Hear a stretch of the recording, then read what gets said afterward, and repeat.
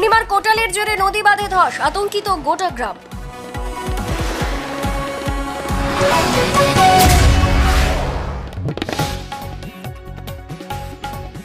পূর্ণিমার কোটালে নদীর জল বাড়তেই ধস নামলেও বাঁধে। এই ঘটনার জোরে আতঙ্কে রয়েছেন এলাকাবাসী। ঘটনাটি ঘটেছে নামখানা ব্লকের অন্তর্গত দুর্গানগর গ্রামে। জানা গিয়েছে এই গ্রামের পাশ দিয়ে সপ্তমুখী নদীর শাখা বয়ে গিয়েছে। বুধবার বিকেলে জোয়ারের পর ভাটা শুরু হতেই প্রায় 500 ফুটেরও বেশি নদী বাঁধে ধস নামে। এই ঘটনার পর থেকে গ্রামের সব বাসিন্দারা আতঙ্কের মধ্যে রয়েছেন।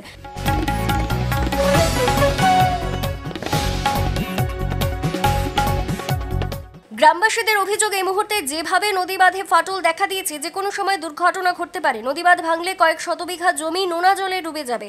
পাশাপাশি ক্ষতিগ্রস্ত হবে পানের বরজ থেকে শুরু করে বহু ঘরবাড়ি। পরিস্থিতি এতটাই ভয়াবহ যে নদীতে জোয়ার এলে সবটাই বাঁধের কাছাকাছি চলে আসবে।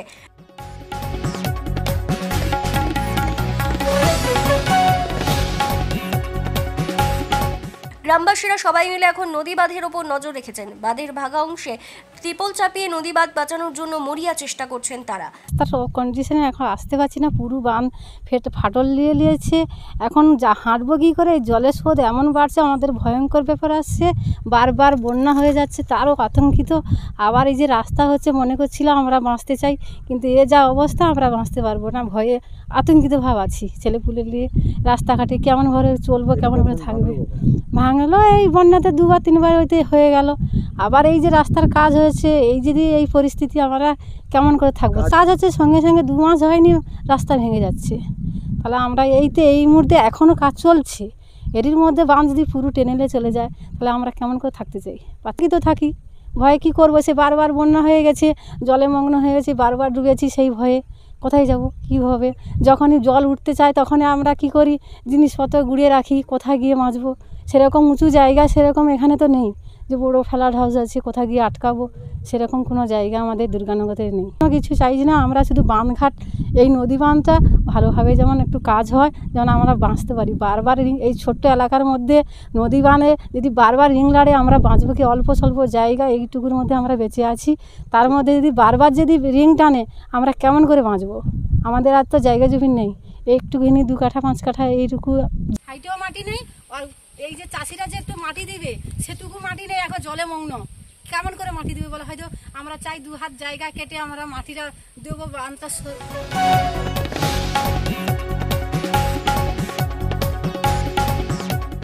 নামখানা থেকে মুন্না সর্দারের রিপোর্ট, কাকদ্বীপ.com।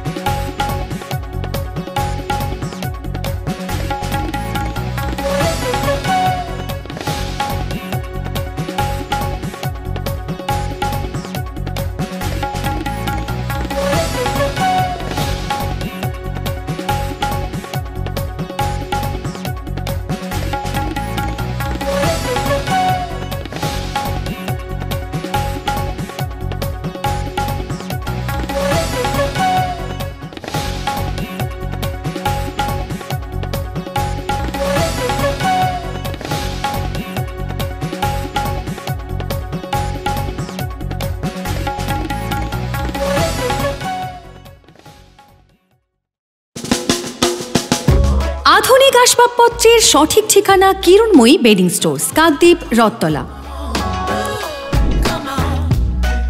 মনোরম পরিবেশে চাইনিজ খাবার ও জমিয়ে আড্ডা, পারগোলা প্যারাডাইস।